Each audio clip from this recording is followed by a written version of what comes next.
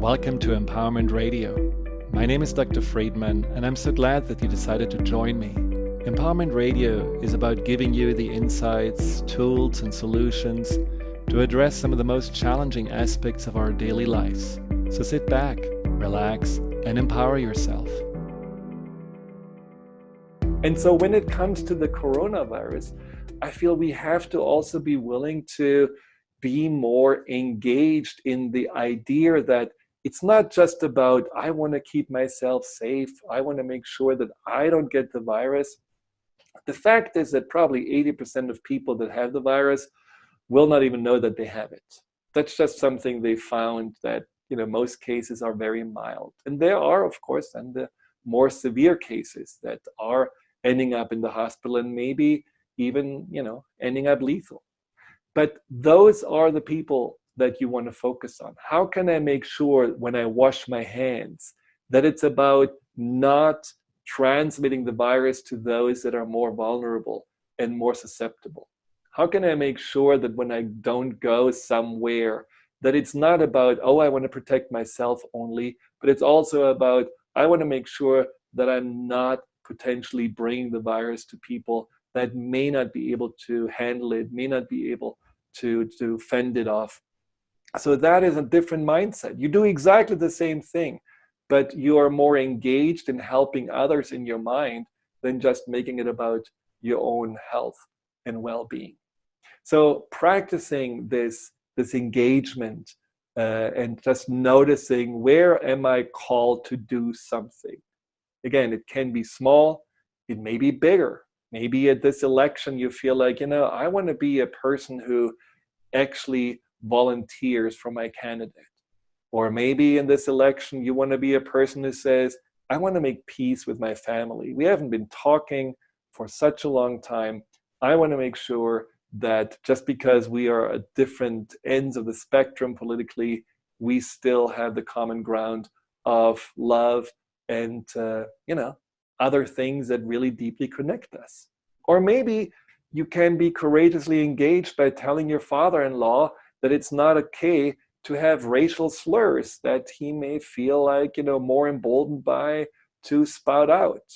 You will know when your heart tells you do something, and you will feel afterwards so much more authentic and so much more empowered by following it than if your head holds you back with all these considerations of self-protection. So we have the connection to the heart, we have that detached flexibility, the patient allowing, being generous with your kindness, being courageous with your engagement. And now the last key is to be more spiritually open. I don't talk a lot in Empowerment Radio about spirituality. Even though I consider myself very spiritual, somehow spirituality is a topic that people have sometimes strong opinions. They feel like either they don't believe anything, so don't even start with it, or they have their own spiritual beliefs that they are very strongly attached to. And that can be an imprisonment in itself, because when we are following those ideas of there is nothing, we're going to all just disappear, or the belief of, this is exactly how it is, I know it, and everybody else is wrong. All of this just comes more from the head, and it's not necessarily really felt with the heart. It's more contracting than expanding. So being spiritually open just means also to be curious about what that maybe spiritual core inside of you is telling you, what it resonates with. Now, I do work with clients on a concept of connecting to their essence, connecting to their core. And in one of the processes we're doing, we're actually going all the way back to the beginning of their existence, before they even became matter, before they were conceived. And it is fascinating to see that even the people that have no spiritual belief at all, when they go back to that place, they all feel that same sense of wholeness, of lightness, of truth that is not explainable in their logical mind. And so I know that there is for all of us something inside that we can touch into, but we cannot really explain what it is. Some visualize it as a light. Some just feel it's an enormous source of wisdom and peace and strength. I don't know how to explain it. I know just when I feel it and when I connect to it. And what is powerful about that spiritual exploration and openness is that it may lead you on your path to discover more about the mysteries and the wonders in life and also about yourself. I mean, I grew up very Lutheran and really believing into the separation of God and the person, and we being sinners, and that was all that religious dogma I firmly believed in. And when I was introduced to that idea that, well, God is also inside of us, whatever God means, I first rejected it. I contracted. I didn't really want to listen to this because I had a different opinion that I was fearfully holding on to. But when I gradually tapped into how it actually felt inside of me, to feel that there is a divine inside of me, it really changed everything. It made me feel so much more at ease and trusting and go through life with less of that need to control. And that is just a small example of spiritual exploration.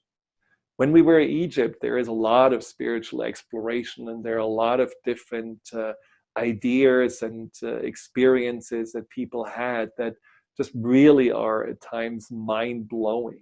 You just cannot really understand and explain what's going on.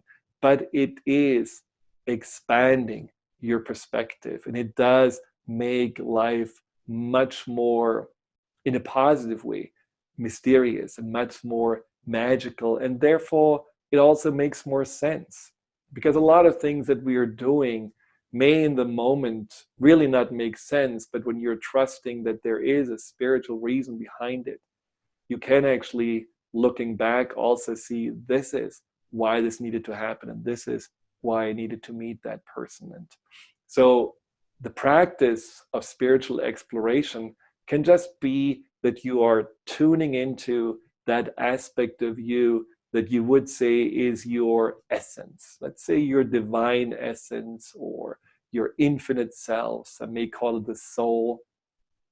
You may just want to visualize it just like you visualized your heart. You may want to just be patiently waiting for it to reveal itself.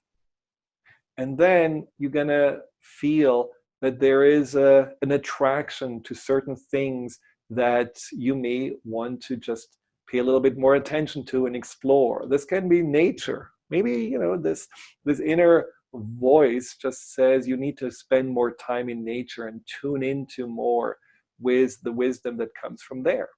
Maybe there is this inner voice that tells you you should read a certain book. It's fascinating sometimes to hear what people are finding, where they are saying like, all of a sudden I was open to explore, and then I hear people, 3 different people telling me in a week about the same book. So I guess that's the book I'm supposed to read. So this can be, Conversations with God, or A Course of Miracles, or, the Untethered Soul, or whatever books feel like, they draw you in to widen your perspective.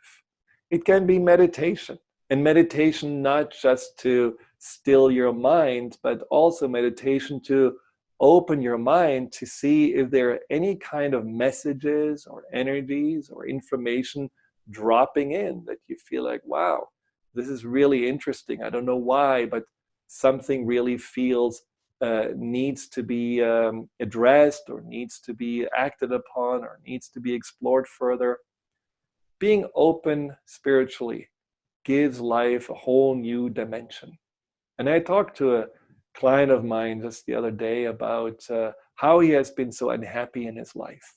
And even though he does have a spiritual connection, and he is a strong believer in God, he felt detached from everything: his kids, his work, his wife, himself. living constantly in a certain kind of fear and doubt and worry. And so we did work on moving from the head back into the heart. And what he found in his heart was actually his true self. All of a sudden he remembered, who I am is not a number cruncher. Who I am is not a calculator who is always trying just to avoid any kind of mistakes or plan ahead on how to be and how to advance. Who I am is a passionate being who loves to help people, who loves to educate people, who loves to connect. There is so much lightness in my heart. And when I was removed from that because I was all in my head, all of a sudden I got depressed, I got anxious, and I lost touch with myself and I lost the joy in my life. And so this going back into his heart made him more connected to himself, to his purpose in life, and also to his spiritual connection to the higher power that he firmly believes in. And everything from then could really turn around. Well, I hope this heartfulness inspires you a little bit to really go onto this journey to explore life in a different way, to stretch time, to bring more peace, even in turbulent times, into your life, and to make every day more fulfilling than the day before. It's all within our reach. The outer circumstances don't have to change. It's how we approach them and what guides us. That is really what matters. So be brave and let your heart guide you as much as you have been letting your head guide you. And being both in balance usually leads you to the most enjoyable and meaningful way of life. Until next time, thank you for tuning in. Thank you for listening. And thank you for just trying to always continue to empower yourself. Hi, Dr. Friedemann here. Thank you for tuning into my YouTube channel. If you're interested in learning more about fear and anxiety, here you'll find guided meditations, webinars, and interviews with some of the most renowned experts in the field of empowerment. Delve into the over 230 videos and more to come every week.